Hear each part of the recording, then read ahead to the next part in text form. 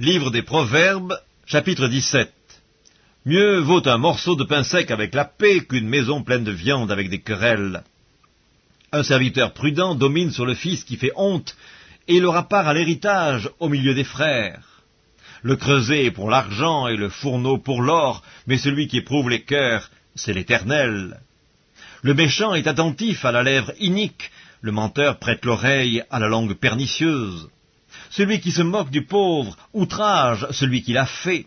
Celui qui se réjouit d'un malheur ne restera pas impuni.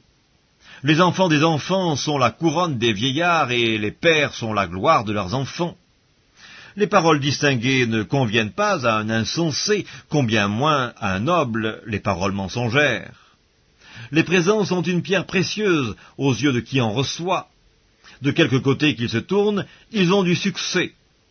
Celui qui couvre une faute cherche l'amour, et celui qui la rappelle dans ses discours divise les amis. Une réprimande fait plus d'impression sur l'homme intelligent que 100 coups sur l'insensé. Le méchant ne cherche que révolte, mais un messager cruel sera envoyé contre lui. Rencontre une ours privée de ses petits, plutôt qu'un insensé pendant sa folie. De celui qui rend le mal pour le bien, le mal ne quittera point la maison.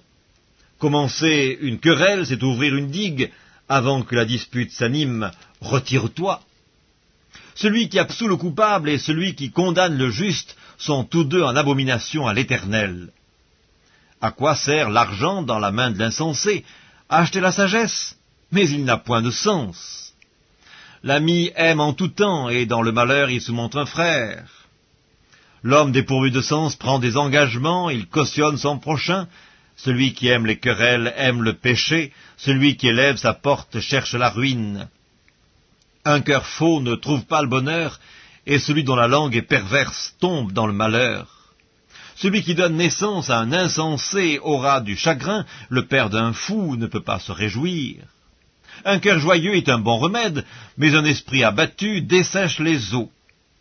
Le méchant accepte en secret des présents pour pervertir les voies de la justice. La sagesse est en face de l'homme intelligent, mais les yeux de l'insensé sont à l'extrémité de la terre. Un fils insensé fait le chagrin de son père et l'amertume de celle qu'il a enfantée.